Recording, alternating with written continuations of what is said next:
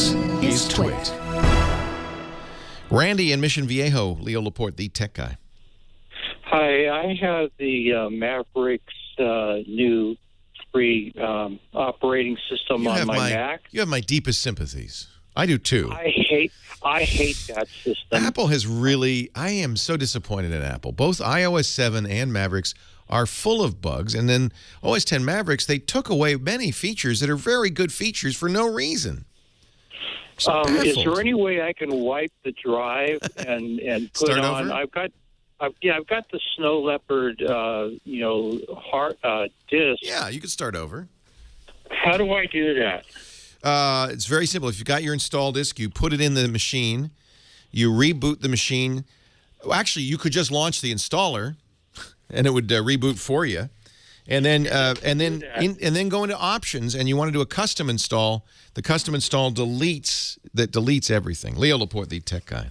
I love Macintosh computers, and if given the choice between Mac and Windows, I'll choose a Mac every day, 10 times out of 10, no problem at all.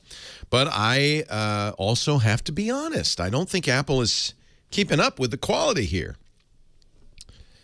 And I think Apple may be suffering a little bit of a brain crunch, frankly. Lots of bugs in the new Mavericks operating system. Lots of weird choices as well. And iOS 7, don't get me started. I really hate how it looks. And I think a lot of weird choices made there as well. And just some inconsistency. And some people say, and I think this might be true, that the problem isn't that Apple doesn't want to make a perfect operating system, but it's hard to get these programmers. These really great programmers are hard to find. It's just as hard to find as a great singer or a great painter. And of course, because we have a world where they are in more demand than ever before, and everybody in the world, Google and Facebook and Apple, are throwing money at these guys, and Microsoft throwing money at these, it's hard to get them.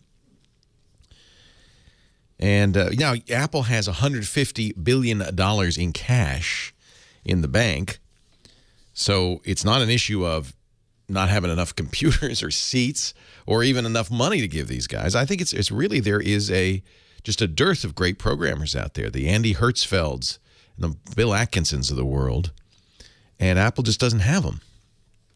I don't know where they're going. I think what's happening is that the best programmers are coming out of school and starting their own businesses. They're looking at what happened at Instagram when they made $1 billion in less than a year on this startup. And Snapchat, two frat brothers from Stanford who turned down a $3 billion offer, from Facebook, saying we're worth more, 2-year-old company. I think a lot of these kids coming out of the computer science programs all over the country and all over the world, for that matter, are saying, hey, why would I go work for Google or Apple or Microsoft when I could start my own business and be worth $1 billion in a year or two? And that's what's happening. So I think that what we're seeing is some of the less brilliant programmers are working on some of these operating systems, and they do. I mean, they're getting more complicated, let's face it, the operating systems. But they do seem less robust, and there seem to be design choices that are less comprehensible. Somebody in the chat room, Debug One, says, writing code is easy. Writing good code? That's not so easy. I think that's probably true. Our advice with Mavericks was to wait. My advice with, I say our, this is the royal we. No, my friends and I who are paying attention to this stuff almost always say, wait before you upgrade an operating system till the second version. Not the first update, but the second update. So this is 10.9. Don't install 10.9. Don't install 10.9.1. Install 10.9.2. That's the update that fixes the bugs introduced by the first update. By then, they should have figured out a lot of these problems. I do have to say that in general, whether it's Windows or Macintosh, you do, or even Linux, you do want to have the latest operating system. Android, you do want to have the latest operating system. iOS, because of security flaws that are fixed and so forth. And generally, we are getting better. It's just sometimes it's 2 steps forward, 1 step back. And there are a number of things with OS X Mavericks where people are just scratching their heads.